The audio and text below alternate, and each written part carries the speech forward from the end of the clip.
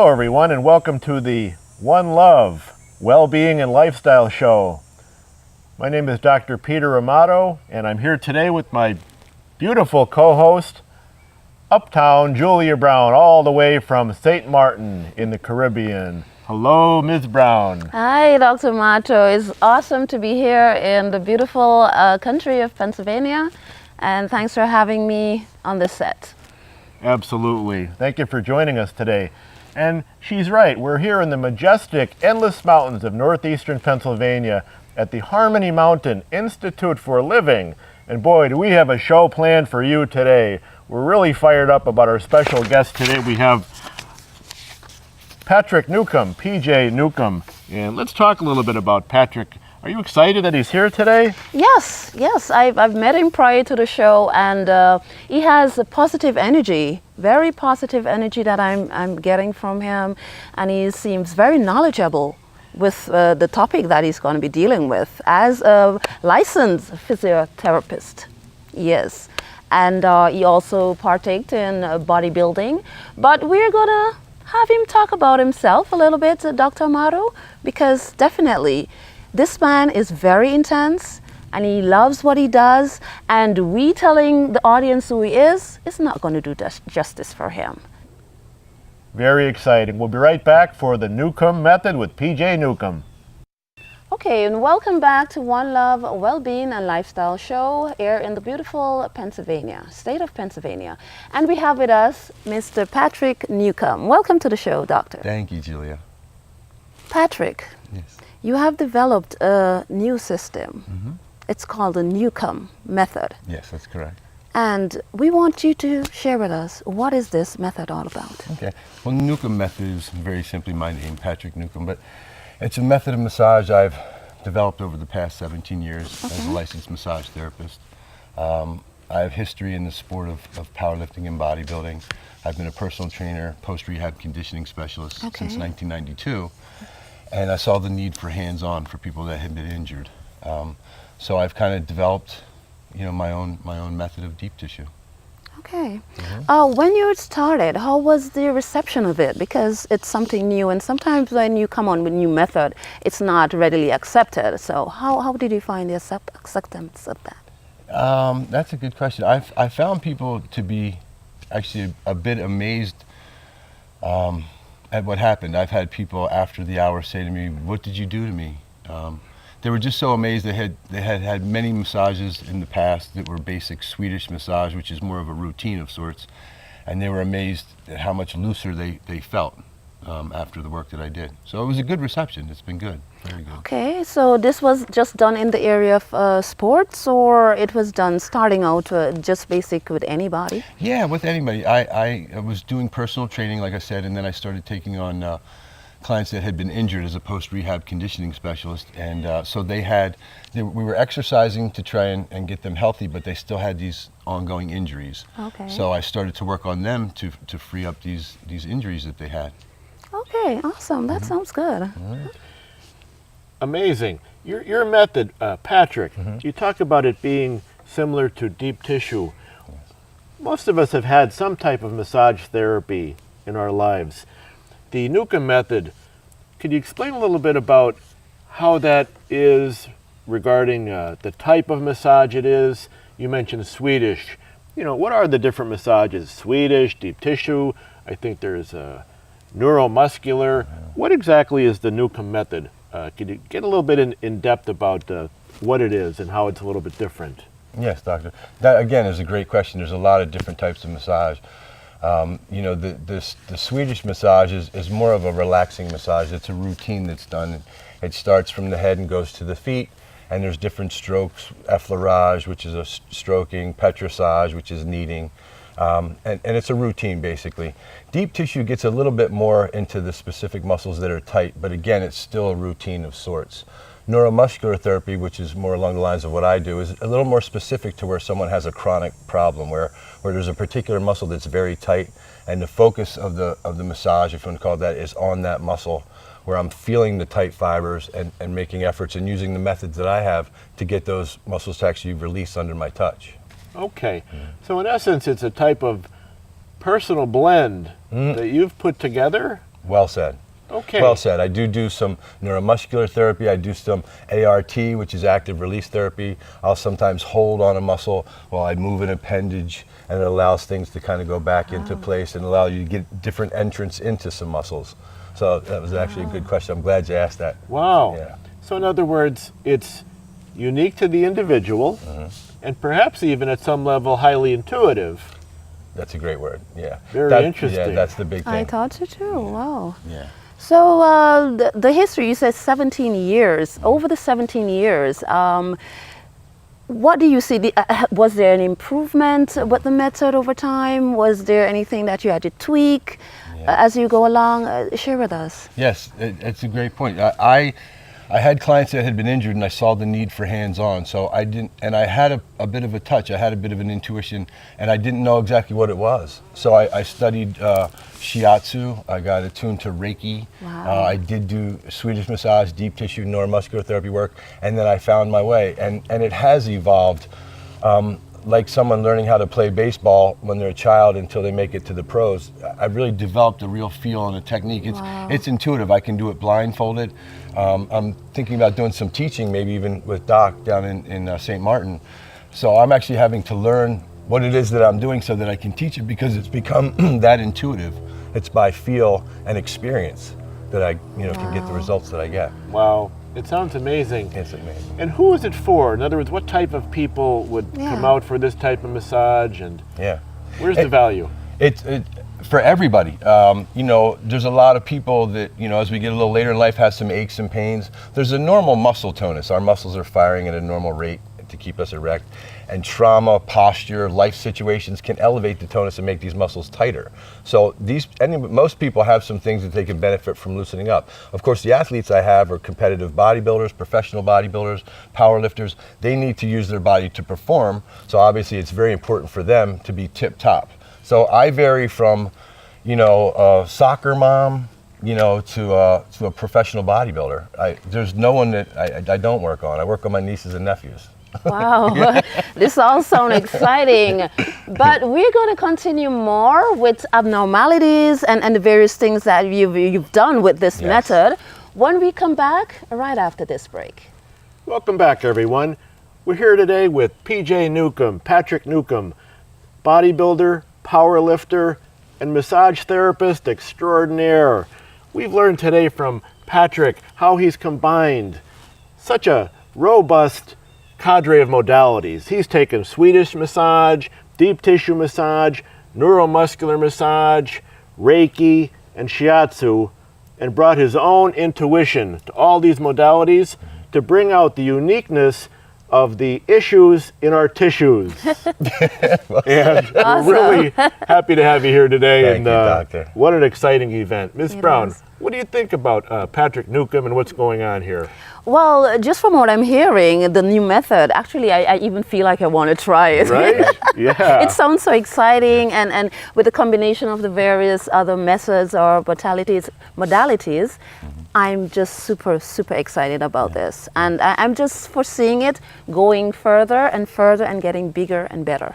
Thank you. Yes. Thank you. And stuff like this is really needed within the Caribbean because there's a lot of athletes are there and there are different things that they're doing and not doing that could be tweaked and so forth. So I mean this would be awesome. That's great. Hearing in the Caribbean. Fantastic. Yeah.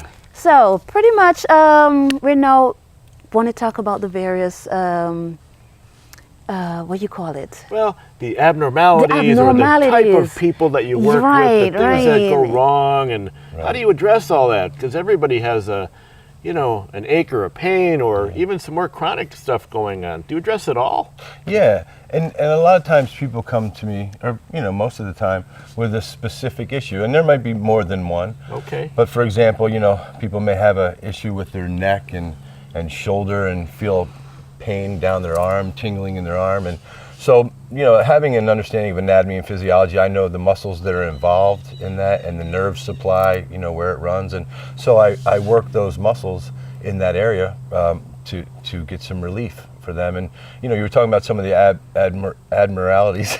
Maladies. Right, Yeah. right. And, I struggle with that. Yeah, we all struggle with like a that. no- Because nobody wants to be abnormal, you know? So the abnormalities, I've had people who have had their muscles actually looking deformed to a degree. I have a gentleman here today that I'm going to work on who's a competitive bodybuilder, and he was in a car accident, and his lat muscle was actually pulled in tighter than it should be. The one on his left side came all the way down to his waist, the one on the right tucked in. And on the picture, I believe that to be able to show the people at home, there was a scar 2 inches above the bottom of his lat before I Wow. worked on him, and after I worked on him, that scar was 6 inches above the bottom of his lat. So I was able to reshape the muscle. It's an amazing thing. I know that they could see some pictures at home. I have some people I have a girl that was injured. Someone fell on her shoulder. 15 years she went with her left shoulder pulled down lower than her right shoulder. I have some before and after pictures of that. An hour after I worked on her, her shoulders were lined up and her neck was straight. Wow. So I have tons of those. My website, musclemechanic.official.com, which you know, Doc, I've branded myself the Muscle Mechanic. Sure. You can see a lot of these before and after pictures. So a big part of it is pain relief with people, function, getting back into life, being able to sleep at night without being in pain. But there is a bit of a phenomenon with this muscle reshaping thing that I've been able to do. Wow. Creating balance and symmetry in the body. Sometimes the muscles are deformed, sometimes they're just so tight that it's pulling the people off structurally. Right. So by getting the muscles back to their normal tonus, it allows the bones to go back the way they should be. So. I have a question. As you were talking about that and the different muscle tones and so forth, have you ever done anybody that actually had a stroke or something that you worked with? I've had all different types of clients. I'm trying to think if I've had a stroke victim. I've had MS people that, and the MS affects the myelin of the nerve, and the Right. nerve is what sends the signals to the muscle. So they Right. start to get atrophy, meaning the muscles, they lose muscle, and the muscle that's there becomes tight. Sometimes they Okay. get foot drop as a result of it, Wow. that type of thing. So I've worked with a guy who had a rare form of that MS, and he actually had Canadian crutches he walked with, and I would work on him to free up a lot of that tight muscle, and he was just always in chronic pain as a result of that. So he was able to function better. Once a week we actually worked on that guy to get him relief. So it's definitely a big part of the healthcare system.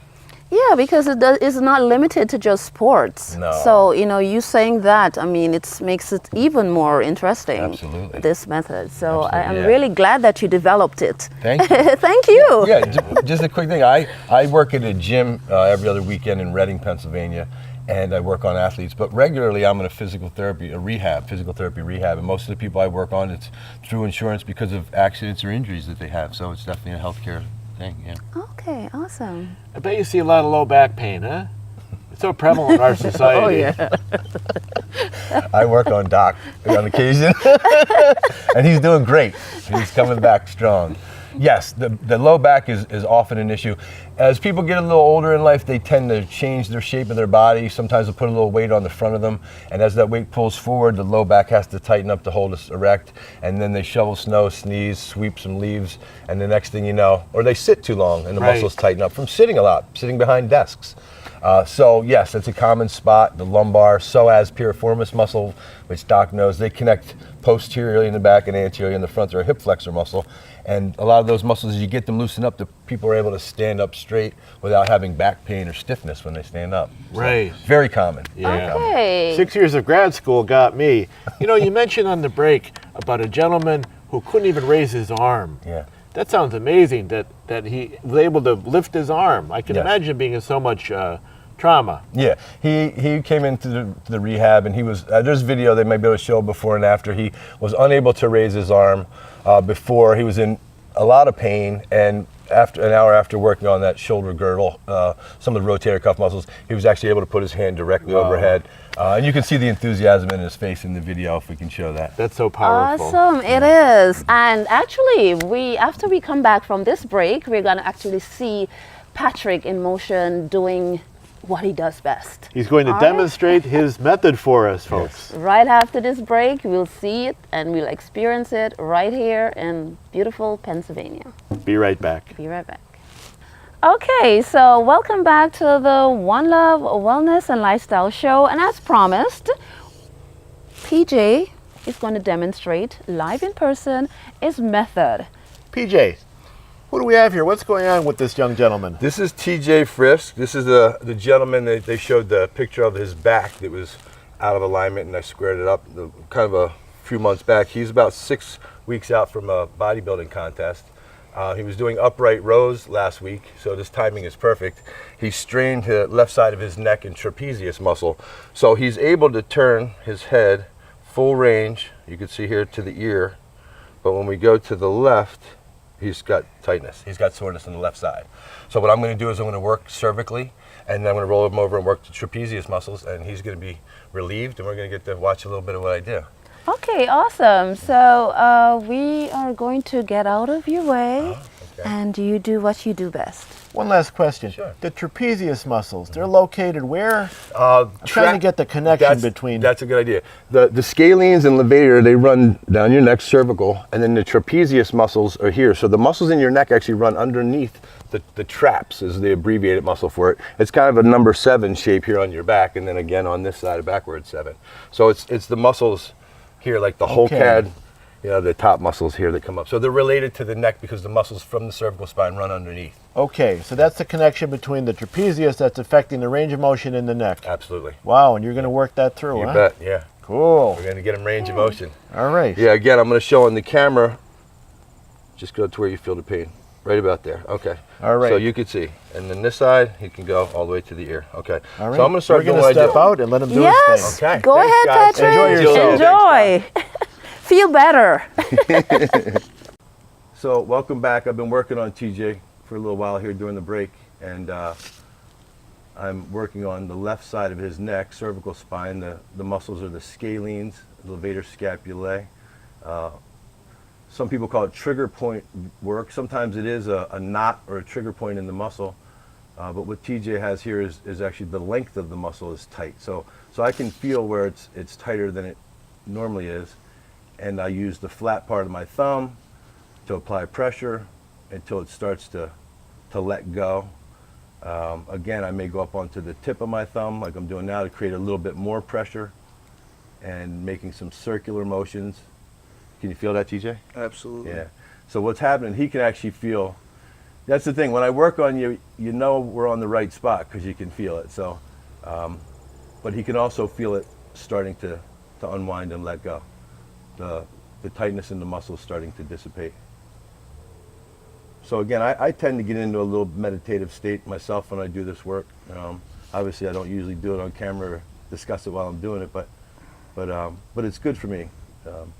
Because again, we're thinking about teaching some certifications for this, maybe bringing it to St. Martin, and it's going to be important for me to get my method across to people so they can implement it as well. That's the goal, to help as many people as we can. So that's starting to dissipate. Now what I'll do is a stroke with both hands. This is called an occipital stretch, coming under the occiput and just taking all the pressure and gravity off of TJ's cervical spine. Now I worked the right side of TJ's neck first because the problem area was the left side, and I didn't want to have to turn his head to the side that it was tight after I worked the left side. So I already worked the right side. So what I'm going to do now, I'm just doing some stretching. Again, it's intuitive, so I have to learn how to talk about it while I'm doing it. But I'm just taking the pressure off of these muscles. I'm actually stretching out the muscles in the neck. You just relax. Now what I'm going to do is bring up the face cradle so that I could work posterior. Now TJ, I'm mic'd, so I'm just going to have you roll over, and you can go ahead and kick that bolster down to your ankles if you want, or roll right over onto your belly. There you go, whatever feels. Go ahead and put them on the table for me. There you go. So these are the muscles that Doc was asking about, and TJ has some real developed ones here as he's a bodybuilder. So they're easy to see, easy to feel. I don't find that it's necessarily easier working on somebody who's a bodybuilder or not a bodybuilder, an athlete or not an athlete. I can feel the muscles, in anybody that I work on. But I do have to work a little bit harder when they're bodybuilders because the muscles are a little bigger and denser. So now what I'm doing, I'm following the grain of the muscle, if you will. If any carpenters have ever sanded wood, There's a proper way to go with the grain of the wood. If you go across it, it actually scratches the wood. And the same with muscle. There is a such thing as cross fiber massage, but that can be painful. It has to be done lightly, and it's more of sports massage to just warm up the muscles before one exercises or does a sport. So I stay with the grain of the muscle. So I'm running from his neck across his shoulders. And I'm going to get in here pretty good now. So I think some of my clients love to hate me, but they do love the results. That's the important thing. They know it's a good pain. There you go, T. Ooh, yeah. And I can just, oh, there you go. I can just feel that let go. And his shoulder just dropped right down. That's awesome, bro. I can see it so low on that side now. Now I'm just gonna, there's the thing called the law of symmetry. I don't want to just fix the issue because this side's pulled tight, so this side's being pulled, like a tug of war, if you will. One side's tight, the other side's being pulled. So I get rid of the tight side, but I have to get the other side loosened back up too, so it's back to its normal tonus. Right there, you feel that, right? Mm-hmm. So again, you can see it's intuitive. I'm using I believe we're given tools at times to heal ourselves. And my thumbs and my hands and my forearms and my elbows, even knees at times.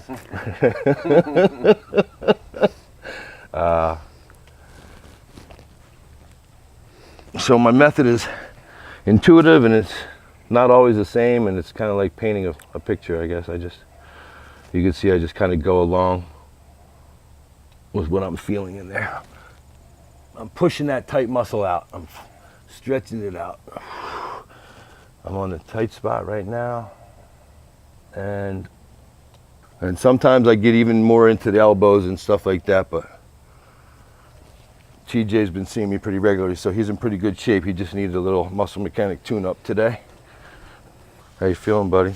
Absolutely amazing. Good. And that's all we have for now. I guess we'll be back after the break.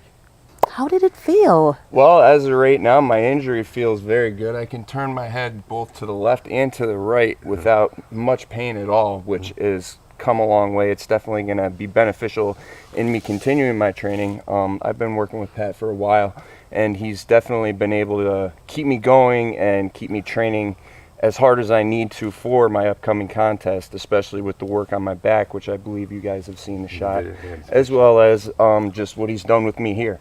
And so, you know, I try to stay with him, and he keeps me on tip top so I can keep on going. So I'd like to thank Julia and Doc for having me here, and my client and good friend, competitor TJ, for coming down, let me get his neck loosened up. And I just feel really blessed to have the opportunity to do what I do, to be able to work with people like Doc does, to help improve the quality of their life, to relieve pain. It's a very humbling feeling, and I feel very blessed on a daily basis, and certainly at this moment, at this beautiful place, just trying to bring light to the world, to help people to feel better without necessarily taking medicine and drugs and getting surgeries.